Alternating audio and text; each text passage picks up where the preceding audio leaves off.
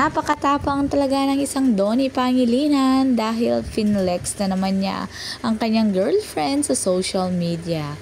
Kaya ang mga basher talagang papatahimik tuwing nagpo-post si Donnie kapag kasama niya si Belle.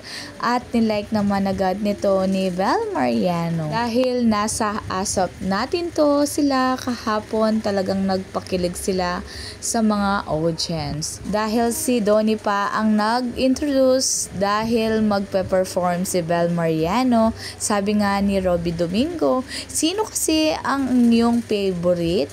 At ang sagot naman niya ay walang iba kundi si Belle Mariano. At tutok na tutok naman siya habang nagpe-perform si Belle. Talagang inabangan niya ang buong performance nito. Dahil alam niyo naman si Donnie, tuwing nagpe-perform talaga si Belle, gusto niya itong pinapanood.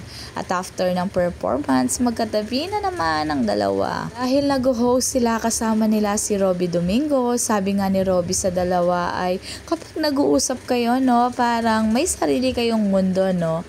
At ang Don Bell naman ay speechless, walang naisagot sa tanong ni Rob. Talagang matchy-matchy ang Don Bell kahit hindi magkasama dahil nung October 4 ay nag-ASAP recording si Belle at si Donnie naman ay nag-over October concert. Totoo talaga ang sabi ni Donnie, talagang tuwing umaalis sila or bago sila umalis, talagang pinapakita mo na sa isa't isa kung tama ang suot.